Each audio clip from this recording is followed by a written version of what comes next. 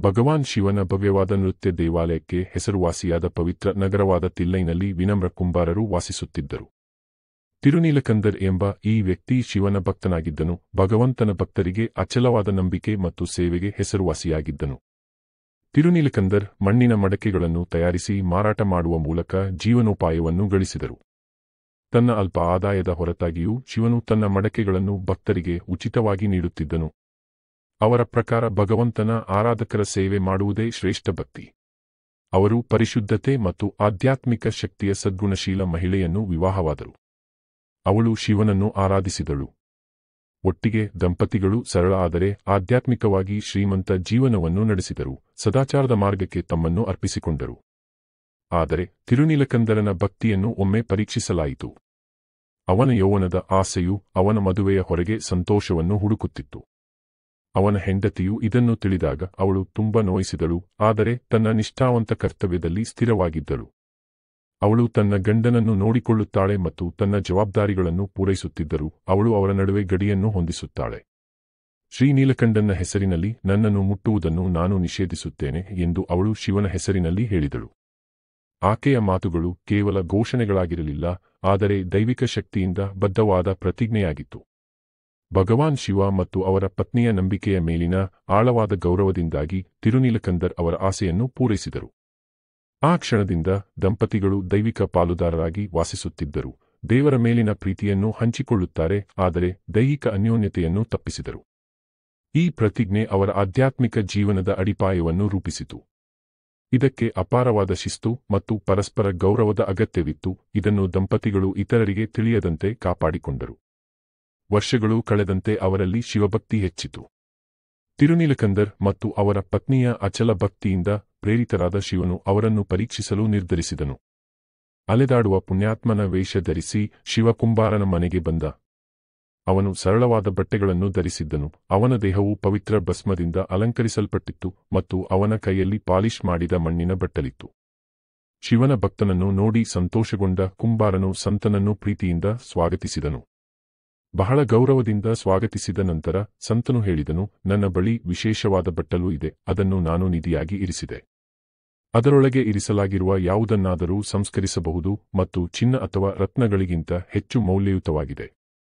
ನೀವು ಅದನ್ನು ನನಗೆ ಸುರಕ್ಷಿತವಾಗಿರಿಸುತ್ತೀರಾ?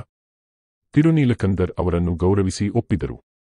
ಅವರು ಎಚ್ಚರಿಕೆಯಿಂದ ಬಟ್ಟಲನ್ನು ಸುರಕ್ಷಿತ ಸ್ಥಳದಲ್ಲಿ ಇರಿಸಿ ಅದನ್ನು ತಮ್ಮ ಪ್ರಾಣದಿಂದ ರಕ್ಷಿಸಲು ಪ್ರತಿಜ್ಞೆ ಮಾಡಿದರು. ಸಂತನು ಅವನನ್ನು ಆಶೀರ್ವದಿಸಿ ಹೊರಟು ಹೋದನು. ದಿನಗಳು ವಾರಗಳಾಗಿ ಮಾರ್ಪಟ್ಟವು ಮತ್ತು ಕುಂಬಾರನು ಪ್ರತಿದಿನ ಬೌಲ್ ಅನ್ನು ಪರೀಕ್ಷಿಸಿದನು. ಆದರೆ ಒಂದು ದಿನ ಅವನ ಆಘಾತಕ್ಕೆ ಬೌಲ್ ಹೋಗಿದೆ. ಹುಡುಕಿದರೂ ಸಿಗಲಿಲ್ಲ. ಅವರು ಕರ್ತವ್ಯದಲ್ಲಿ ವಿಫಲರಾಗಿದ್ದಾರೆಂದು ತಿಳಿದು ಎದೆಗುಂದಿತು. ಸ್ವಲ್ಪ ಸಮಯದ ನಂತರ ಪವಿತ್ರ ವ್ಯಕ್ತಿ ಹಿಂತಿರುಗಿ ಬಟ್ಟಲನ್ನು ಕೇಳಿದನು. ತಿರುನೀಲಕಂದರ್ ಅವರ ಕಾಲಿಗೆ ಬಿದ್ದು ತಪ್ಪೊಪ್ಪಿಕೊಂಡರು. ನಾನು ಅದನ್ನು ಸುರಕ್ಷಿತವಾಗಿ ಇರಿಸಿದೆ, ಆದರೆ ಅದು ಕಣ್ಮರೆಯಾಯಿತು. ನನ್ನನ್ನು ಕ್ಷಮಿಸು. ಸಂತನು ಕೋಪಗೊಂಡಂತೆ ನಟಿಸಿ ಹೇಳಿದನು, ನೀವು ನಿಜವಾಗಿಯೂ ನಿರಪರಾಧಿಗಳಾಗಿದ್ದರೆ ಅದನ್ನು ಸಾಬೀತುಪಡಿಸಿ. ನಿಮ್ಮ ಸಂಗಾತಿಯೊಂದಿಗೆ ಪವಿತ್ರ ಕೊಳದಲ್ಲಿ ಸ್ನಾನ ಮಾಡಿ ಮತ್ತು ನಿಮ್ಮ ಶುದ್ಧತೆಯ ಮೇಲೆ ಪ್ರತಿಜ್ಞೆ ಮಾಡಿ. ತಿರುನೀಲಕಂದರ್ ಸಂದಿಗ್ಧ ಸ್ಥಿತಿಯಲ್ಲಿದ್ದರು. ಎಷ್ಟೋ ವರ್ಷಗಳ ಹಿಂದೆ ತಾನು ಮತ್ತು ಅವನ ಹೆಂಡತಿ ಮಾಡಿದ ಪ್ರತಿಜ್ಞೆಯನ್ನು ಮುರಿಯಲು ಅವನಿಗೆ ಸಾಧ್ಯವಾಗಲಿಲ್ಲ. ಭಗವಾನ್ ಶಿವನ ಹೆಸರಿನ ಗೌರವದಿಂದ ಅವರು ರಹಸ್ಯವಾಗಿ ಸಹ ಪರಸ್ಪರ ಸ್ಪರ್ಶಿಸುವುದಿಲ್ಲ ಎಂದು ಭರವಸೆ ನೀಡಿದರು. ಈಗ ಅವಳ ಕೈ ಹಿಡಿದು ಸ್ನಾನ ಮಾಡುವುದು ಹೇಗೆ? ಅವರು ತಮ್ಮ ಪ್ರತಿಜ್ಞೆಯನ್ನು ಪವಿತ್ರ ವ್ಯಕ್ತಿಗೆ ವಿವರಿಸಿದರು. ಆದರೆ ಆ ವ್ಯಕ್ತಿ ಒತ್ತಾಯಿಸಿದರು, ನೀವು ಬಿದಿರಿನ ಕೋಲನ್ನು ಹಿಡಿದುಕೊಂಡು ನಿಮ್ಮ ಹೆಂಡತಿಯೊಂದಿಗೆ ಪ್ರತಿಜ್ಞೆ ಮಾಡಬಹುದು. ಅದು ಸಾಕಾಗುತ್ತದೆ. ಇಷ್ಟವಿಲ್ಲದೆ ಕುಂಬಾರ ಮತ್ತು ಅವನ ಹೆಂಡತಿ ಒಪ್ಪಿದರು. ಬಿದಿರಿನ ಕೋಲುಗಳ ವಿರುದ್ಧ ತುದಿಗಳನ್ನು ಹಿಡಿದು ಅವರು ಪವಿತ್ರ ಕೊಳವನ್ನು ಪ್ರವೇಶಿಸಿದರು ಮತ್ತು ಅವರ ಪ್ರಾಮಾಣಿಕತೆಯನ್ನು ನೋಡಲು ಶಿವನನ್ನು ಪ್ರಾರ್ಥಿಸಿದರು. ದಂಪತಿಗಳು ನೀರಿನಿಂದ ಹೊರಬರುತ್ತಿದ್ದಂತೆ ಅದ್ಭುತವಾದ ರೂಪಾಂತರವು ಸಂಭವಿಸಿತು. ಅವರ ವೃದ್ಧಾಪ್ಯವು ಮಾಯವಾಯಿತು ಮತ್ತು ಅವರು ಮತ್ತೆ ಯುವ ಮತ್ತು ಪ್ರಕಾಶಮಾನರಾದರು.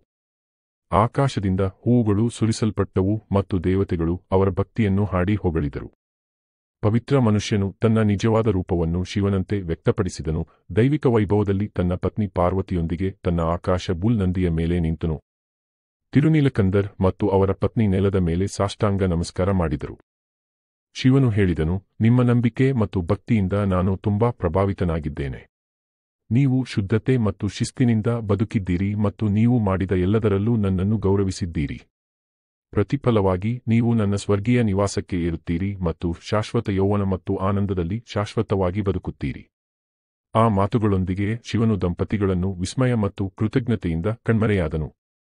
ತಿರುನೀಲಕಂದರ್ ಮತ್ತು ಅವರ ಪತ್ನಿ ಭಕ್ತಿಯಿಂದ ತಮ್ಮ ಜೀವನವನ್ನು ಮುಂದುವರೆಸಿದರು. ಅವರ ಕಥೆಯಿಂದ ಸುತ್ತಲಿನ ಎಲ್ಲರಿಗೂ ಸ್ಫೂರ್ತಿ ನೀಡಿದರು. ಭೂಮಿಯ ಮೇಲಿನ ಅವರ ಸಮಯವು ಮುಗಿದ ನಂತರ ಅವರು ಶಿವನ ಸ್ವರ್ಗೀಯ ಕ್ಷೇತ್ರಕ್ಕೆ ಏರುತ್ತಾರೆ. ಅಲ್ಲಿ ಅವರು ಶಾಶ್ವತವಾಗಿ ಯುವಕರು ಮತ್ತು ಆಶೀರ್ವದಿಸುತ್ತಾರೆ. ಅವರ ಕಥೆಯು ನಂಬಿಕೆಯ ದಾರಿದೀಪವಾಯಿತು. ಧರ್ಮನಿಷ್ಠೆ, ಪ್ರಾಮಾಣಿಕತೆ ಮತ್ತು ಶಿಸ್ತು ದೈವಿಕ ಆಶೀರ್ವಾದಗಳಿಗೆ ಕಾರಣವಾಗುತ್ತದೆ ಎಂದು ಎಲ್ಲರಿಗೂ ನೆನಪಿಸುತ್ತದೆ.